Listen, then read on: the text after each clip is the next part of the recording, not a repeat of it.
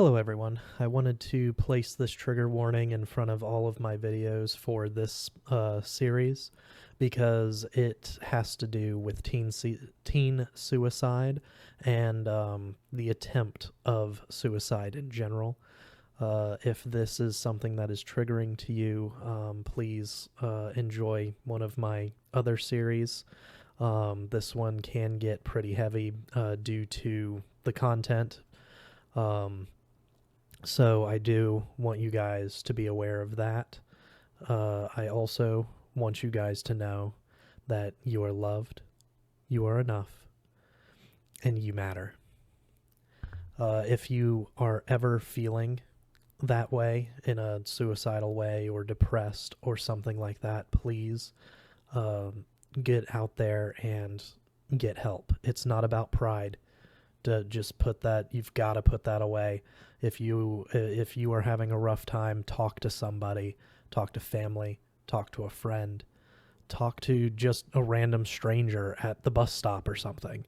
You know, sometimes it's easier to get off your chest what you're feeling with someone you don't even know compared to someone that's family or friends, just because you don't have to worry about how they're going to think about you or anything like that.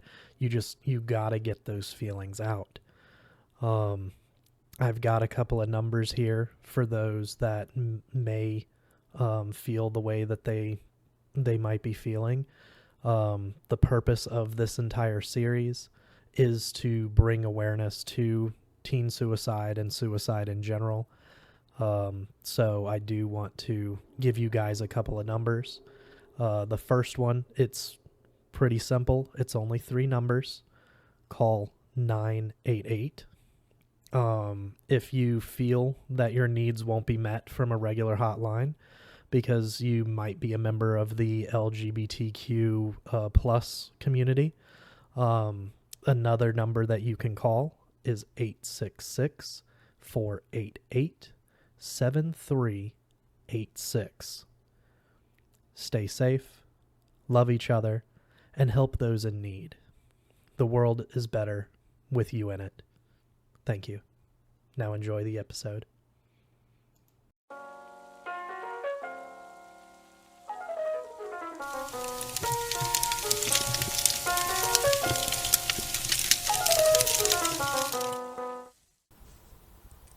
Welcome back, everyone. Today we will be reading the final chapter, which is chapter 25, so let's get into it. Chapter 25. Did you talk to Lisa? Mama Rush sat across from me at our outside palace table. Only my clay ashtray wasn't in front of her. She had a plastic tube stuck in her nose and an oxygen tank beside her, and a sucker crammed in her mouth. Yes, I said. Sucker. A bunch of times. I didn't have a sucker because I didn't want to drool. Mama Rush's sucker was sour apple. Drool. Probably why her face looked all puckered up and way past mad. And she was wearing a green robe, sort of the same color as the oxygen tank and the sucker. Mama Rush was having a green day on her purple scooter. Drool. Sucker. Quit staring at me, boy, she growled under her sucker stick. Not going anywhere. Green drool, I said. It was nice to talk without my face hurting. My sunburn was finally gone after 3 weeks. 3 weeks since the gun took its last swim. 3 weeks of being with Happy Dad, who got us breakfast from fast food places and restaurants and promised no more oatmeal, ever. And now, Mama Rush was out of the hospital and better and taking visitors. Taking me, at least. Drool. I sighed and didn't stare at her oxygen tank. No staring. Don't say tank. Sucker. Green jewel. Drool. With her right hand, Mama Rush tugged at the pockets, where her cigarettes used to be. The pocket was ripped all the way down one side, but she tugged at it anyway. Don't talk about drool, Jersey. It's disgusting. Talk about socks or shoelaces or something. Frog farts. She glared at me and bit on her sucker and ripped at her pocket. Kids, I swear. You'll be shouting about farts in public, somewhere you shouldn't. Mark my words. Frog farts, I said. I do. Shouted, I mean. Frog farts. A lot. Mr. Saban sent me to the office for frog farts. Yeah, well, old Saban needs to get the stick out from up his ass. Anyway, I'm glad Lisa talked it out with you. I was worried she wouldn't tell you what she went through that day, hearing everything and calling your mom instead of the police. She still has bad dreams, and I think she still blames herself for your mom being, well, like she is now. Told her no, I muttered, wondering if I should try a sucker. Lisa, it's my fault. I told her I was sorry until she made me shut up. Mama Rush grunted and chewed through her sucker with a loud crack. Tell her some more tomorrow, and next week. Keep telling her that. Frog farts, I will. More sucker crunching, more tugging on her pocket. Then, you got it all figured out now? About why you pulled the trigger? Trigger? I sat up a little straighter and I didn't say drool. Too much pressure. Too much perfect. I got all flat and dead inside and I made little things too big. I made nothing too much. And you got depressed, Mama Rush added. Depressed. Yeah. I nodded. Frog farts. My stomach hurt just thinking about it, but I figured I deserved that. Trigger drool. Mama Rush told me she'd gotten a condensed version of what happened at the hospital, so I told her about the gun and throwing it away and how it was gone forever. I told her how I'd never pull the trigger again, how I wouldn't die until I died. I promised her. After that, I said I was sorry until she told me to shut up, just like Lisa had. Then I said, I thought there would be a big reason, you know? Drool. One big reason, some huge secret. All simple, all neat. Just one reason. Socks. Yeah, socks. Mama Rush stopped talking and started a new sucker. It was quiet outside, except for the cool little breeze in her oxygen, and loud breathing and sucker crunching. Finally, she put her sucker stick on the table. Thinking about all this upset you, Jersey? I nodded. Good. You should be upset, but you promised you'd never hurt yourself again, upset or not. I nodded my head hard. Good boy. That's a start. Now walk me back to my room. I have something for you. Before I could even stand up, Mama Rush picked up her oxygen tank and swung her scooter away from the table, all at the same time. She dropped a bunch of suckers and they crunched under the wheels. As she motored toward the door, Attila the Red came out and had jumped to the side. Mama Rush gave her a wicked glare. As I lurched past Meki Shansu, I swear I heard her say, "Same to you, old woman." But I probably imagined that. I didn't imagine how fast Mama Rush was driving. I nearly fell trying to keep up, and I nearly fell on top of her when she stopped even faster near her room to flip off Romeo Man and mumble a bunch of stuff I was glad I couldn't hear. Romeo Man, who must have gotten a little smarter since I saw him the first time, turned around and sort of ran away down another hall. Really should move back home, Mama Rush said as she found her key and opened her door. Seeing that man just pisses me off. Even teenagers aren't worse than he is. She whizzed in. Drool. The door almost shut in my face before I caught it, but I caught it and got in and followed Mama Rush back to her bedroom. Right away, I saw a wrapped box, wrapped with green paper with a green bow. Mama Rush's green day, I swear. Drool. Next to the present was the ashtray. She'd put safety pins in it, and next to that, the trivet and ceramic flower pot and the funny-looking piggy bank. All the other mess was gone, cleaned off nice and neat. Drool.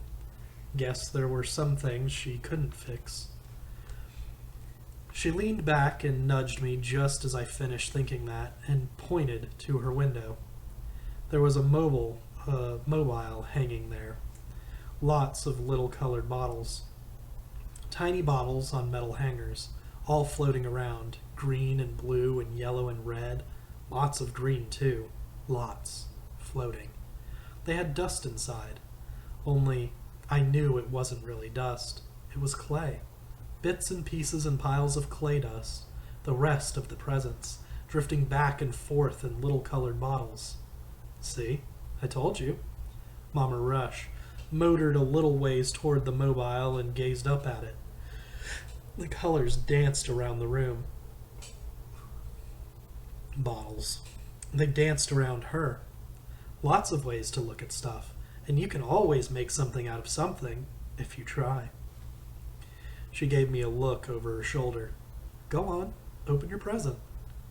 I had another present. Other than the floating bottles full of clay. Bottles. Green day. Good day.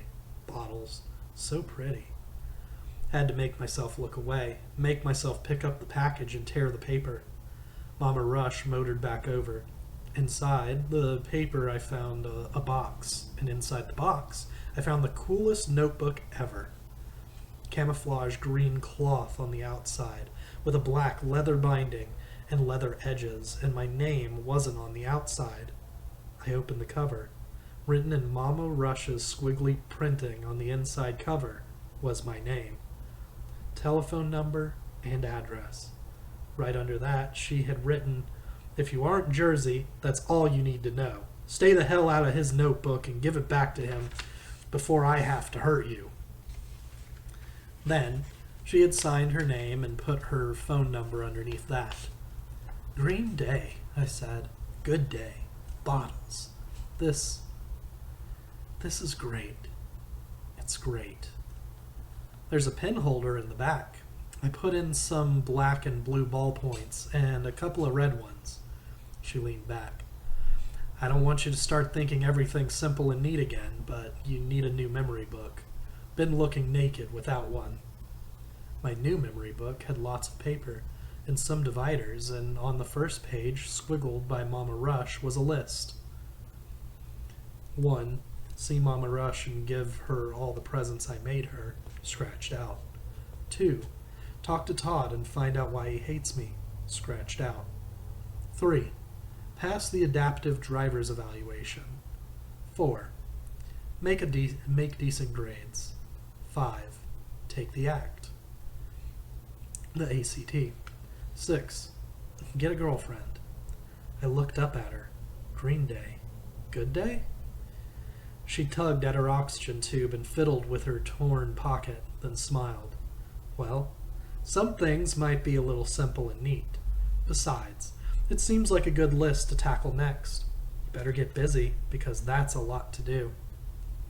I love you, I said, and I put down the cool new memory book and hugged her.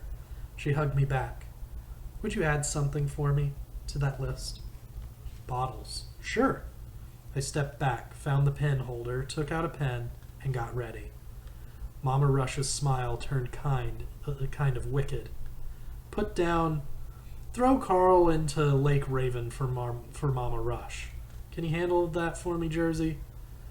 Bottles. I wasn't stupid. I wrote that down in a hurry.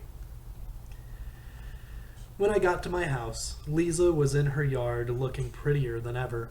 She came over to the cab and helped me carry in the Chinese food I got for dinner. I didn't say drool. We put it on the kitchen table. Dad would be surprised and happy. He was pretty sick of hamburgers, I figured. Hamburgers, bottles, and hamburgers. I was sick of them too. Lisa and I set up the food, even got out the silverware and paper napkins instead of paper towels, and I still didn't say drool. Hamburgers. I looked at the table. Lots better than hamburgers. Bottles. Yeah, for sure. Lisa dusted off her hands. I walked over to the door and opened it. She stopped on her way out and gave me a quick hug. Thanks, I said. No drool. No drool. Welcome.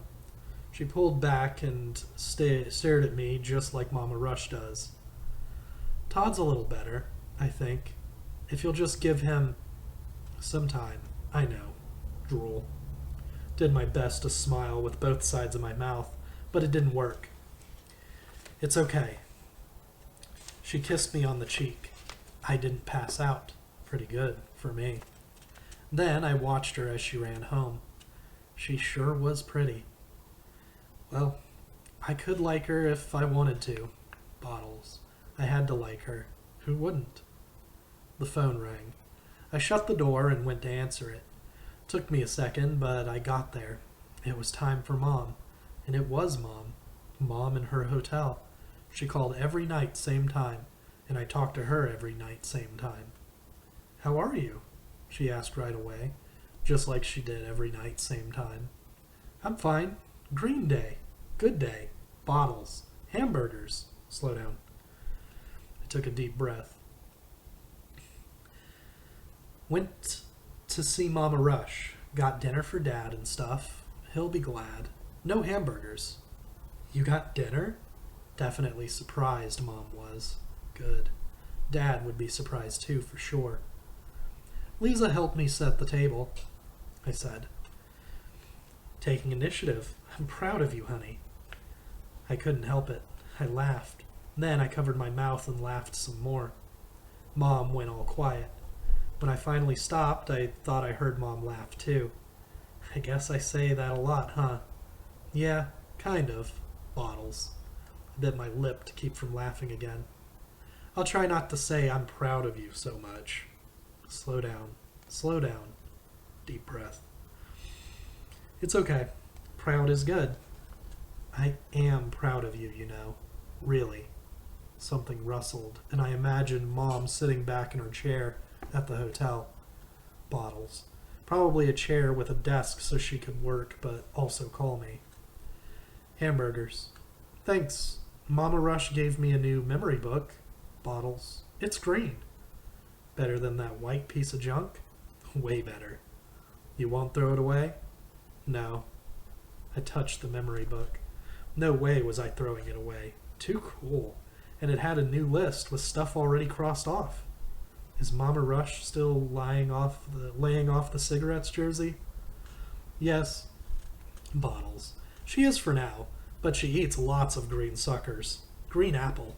Hamburgers. Makes her face pucker up all up and stuff.